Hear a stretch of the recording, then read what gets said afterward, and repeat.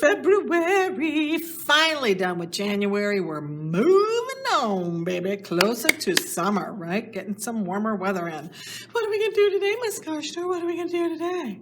Well, today what we're going to do is we're going to celebrate the new month with a groundhog. Groundhog Day is the 2nd of February. So I thought we could draw a groundhog popping out of his little hole. Look how cute he is. I love him.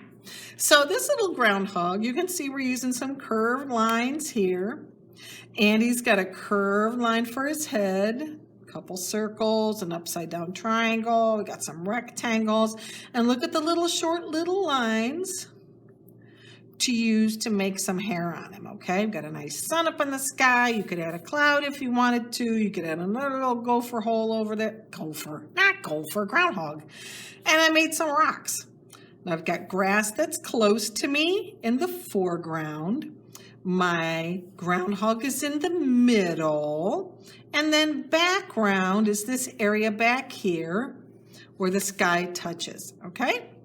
All right, Miss Gosh, now let's draw him. Okay, I'm so excited. Let's do it. All right, so you're going to need your pencil and eraser. Look how tiny my eraser has become after all these videos.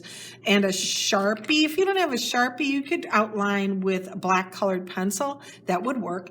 Or what else could you use? You could use a black pen. Okay, or it's just a regular fine point marker. I like Sharpies. Okay, so let us begin with this line that's going to make the ground that our groundhog's popping out of, okay? So I need to make a line here, and it should not be down here. This is the foreground. Let's come up closer to the middle. This is the middle. That's like even on both sides. Come down a little bit lower than that. I'm just going to draw a line across. See, it's not quite straight. That's okay. Now, above that, this is where my groundhog is going to be coming out of the ground. So I'm going to draw a hump right here. I'm going to draw a hump. It's going to start below, maybe 2 fingers below. It's going to go up and over and down. This is going to start my groundhog's hill. Like that, okay? I'm going to erase this because this is in front of that, so I don't see it. Overlapping. Overlapping means one is in front of the other, and you don't see this because it's up behind that, okay? So there's my hill. Now I'm going to draw another line out from here, but I'm just going to bring it down to this spot. I'm going to come out here and down. I'm going to do the same thing over here, out here and down.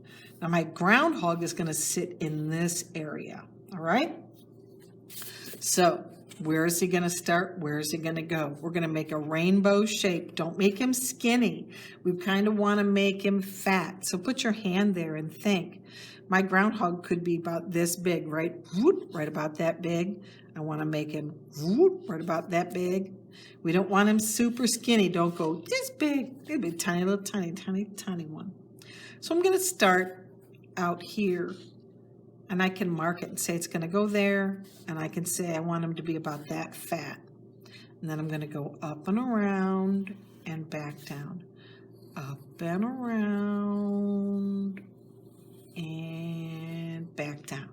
Okay? Now, if that looks too much like a U shape, I could make it a little bit rounder, couldn't I? More like a horseshoe instead of a regular U. And then erase the lines. If you make mistakes, always fix it first so you don't make the same mistake again, okay? All right, now my 2 eyes, where are they gonna go? I wanna put them close to the top. I'm gonna put them close to the top. So I'm gonna draw a circle here, ooh, kind of goofy circle, and I'm gonna draw a circle here, and then I'm gonna put a little circle inside for him to be looking through. Now, he's got a nose. His nose is gonna be an upside down triangle, but not really pointy. And then I'm going to do the point of a triangle here. I'm going to go down and down, but I'm going to come around. I'm going to start up here and come around and fix it to that spot. I'm going to start up here, come around to that spot. I'm going to start up here, come around, make it round, round, round. Start up here, come around to that spot. Start up here, come around to that spot. Start up here, come around to that spot. There you go. But Miss Kushner, he doesn't have his teeth. No, he doesn't. So we need to draw. Here's a line down the middle. How long are his teeth? And here's one to make a rectangle. And now let's make another rectangle. Now, you might look and go, well, that's a beaver. No, he's not a beaver. He's a groundhog, right? Or a woodchuck. But they have teeth like beavers where they have to chew a lot. Keep their teeth down. Now, their ears are on the sides. They're not up top. They're on the sides by their eyes. So come over here. We're going to draw a little curved line here for an ear and a curved line here for an ear. He's looking pretty good. I'm going to make him little hands because they do have little teeny tiny black hands. So I'm going to make, where is his hands going to go? I've got him so he's crawling out of his hole. So decide, where are his hands going to go? Are they next to each other or are they far apart? And I'm going to draw a curved line close to the ground where his hand goes. I'm going to do another one here. This is where his other hand is. Now I'm going to do some loopy finger types. So watch first. I'm going to do a thumb. Here's my thumb. And then I'm going to go 1, 2, 3. And if I have room for 4, I'll put a fourth one. If I don't, I could just do 3. 1, 2, 3. And do it again. There's my thumb. 1, 2, 3. Ta-da! Look how cute! I love him. Now I don't want that hill inside of his hands because that hill does not belong there. Because his hands are on top of it, you can't see the hill through that. Okay, so let's make this look more like it's dirt. This line is still there. So I'm just going to make these kind of lumpy. I'm going to make them kind of lumpy instead of straight. And lumpy over here too, instead of straight, like it's dirt that's been piled up. I'm going to do the same thing here. Here's the top of the mound, but I'm going to make this kind of lumpy and end it in the same spot. I'm just changing the shape. Could it be little lumps too? Sure. Could be big lump, little lump, and right there. Now I'm going to add some rocks down here too. So my rock is going to be kind of like an oval, but I want it kind of flat on the bottom and then kind of oval, and it could be any kind of like rocky kind of shape, right? There's a pretty good rock. And then I'm going to add another rock over here, make it like an egg kind of shape. But I need to make it look like it's sitting in the grass. So let's connect these up. Let's make this pile of dirt go with a curved line this way. Now I'm going to erase that line off because that doesn't belong there. That is on top of the hill. I'm going to connect this one to the rock. And I'm going to do some curved lines this way to my other rock. And then I can either do a straight line or a curved line over to that one, okay? So he's got a nice little pile of dirt that he has pushed out. Uh-oh, Miss Kushner, you've forgotten one. Oh, right here. So I can either straight line across or I can curve it across and just connect those two up, all right? Hey, he's looking pretty good now. He says, I'm about to see the sun come out. So when the groundhog comes out on the 2nd, they pull him out, don't they? They don't let him sleep in. They say groundhogs are supposed to come out on the 2nd day of the month. And then if they see their shadow, they're going to go back inside and hide because they get scared by it. But if they don't see their shadow, then they're going to stay out, and they say if he hides, it's 6 more weeks of winter, but you know what? There is 6 more weeks. In 6 weeks, it's going to be springtime no matter what the groundhog says. Oh, background. We need to go back here. Let's make another little hill back here. Aha! That's sky. That's ground. So you could make a sun if you want. Give him the sun. You could add clouds. You could make him a cloudy day. Behind his head, we can make a puffy, fluffy cloud. Boop. He could have a cloud up there. Oh, maybe he doesn't have that. All right. That's pretty good. I could add another cloud. You don't have to. I'm just thinking of other things that we could add into our picture to make it look better. Okay. Oh, now the last thing we need to do is to add some texture. Texture is going to show us how he feels, and he's pretty pokey hairy. So we're going to add some lines onto him, little short lines. Don't make them all the same direction. Don't make them long. He's not a porcupine. So I'm just going to draw some lines on here and make him look kind of fuzzy. I could even do them on the ends of his ears, right? Just some little hairy things. All right, so when you're done with that, we need to grab a Sharpie, don't we? Sharpie up your lines, and then we'll talk about coloring. And I want you to make sure you're using different kinds of colors today and pressing a little harder sometimes. So take your Sharpie. Make sure that you put a piece of paper underneath it so that you are not soaking through onto the table. So I'm just going to take a piece of scrap paper, lift it up, put it underneath my sketchbook page. Now I'm ready to trace. All right, so you go ahead and trace all of your lines. Hit the pause button. I'll see you back here in a little bit. All right, love you. All right, we're back. Okay, so when we're coloring these guys in, I want you to use crayons because we need to work on values. Values means lights and darks of the same color. And we've kind of touched on that before when I asked you to press hard here and go lightly there.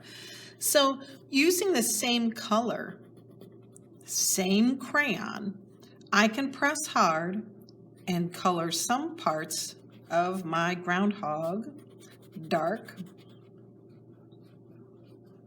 Right? I'm pressing hard and I'm shoving that crayon right in there. Right? So I can go medium. Ooh, I could go a little bit darker inside there too, couldn't I? Inside his ears. Oh, it's so good. Oh, Miss Costa, my little groundhog looks wonderful. I'm so glad because I like the little groundhogs. I think they're fun. They're kind of cute. So I'm going to go medium. Don't leave any lines where you go back and forth. Don't go like this all over the place and go, ta-da, it's finished. You can go back and forth, you can go up and down to make sure that you're covering your marks and it's a solid kind of color. Now see how I'm not going in here because I can either leave that white or I can go very lightly inside there and say I'm just using one color crayon, okay? So I'm going to come around here too. I'm going to go super duper light. Just barely, like a whisper. Shh. Okay?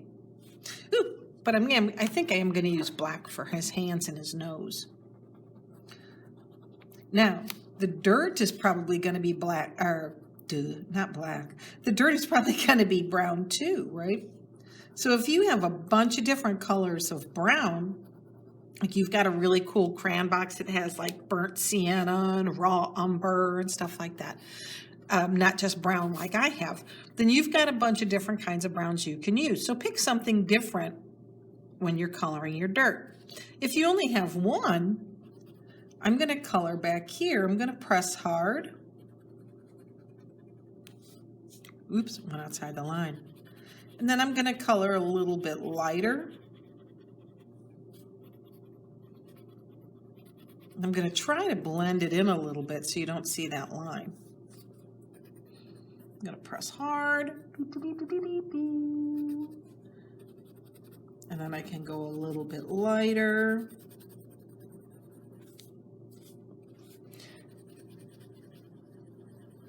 And maybe I can trace it a little bit with my pushing hard part. And see how I'm making it look a little bit different. And then when I color in this part, it just makes the browns have a little bit more interest in the color, okay? All right, and I'm gonna do the rocks. I'm not gonna do the rocks brown. I think I might find my gray crayon. See, look, I can even push a little harder right in here, make it look like there's little clumps of dirt and things. So when you're using crayons, you can get all kinds of different values. Value is light and dark of the same color. Okay, sound good? All right, so color your little guy in. Don't forget to color the dirt and the grass and the sky all the way from the top to the bottom. So from the top to the bottom. And that's it. It's awesome. And see, ooh, I even went over this with a little bit of black to change the color up a little bit more. I did just lightly. I colored black. Ooh, just like this, like shh. Just right here. I went really light. Just like a whisper. Yeah. And that changed my brown. See, it changes my brown up a little bit, right? So you can layer your colors too with crayons, and you can't do that with markers. You can do it with colored pencils, but you can't do it with markers. All right, and see, I did my crayons, my rocks with gray, but if I go lightly with the black, I can make it kind of a gray, can't I? If I don't have gray, I can just very lightly, like a whisper, shh, don't push hard, and I can make a gray. All right? Also, the other thing to do if I want to make it a gray, I can take a white and, ooh, broke it, take on.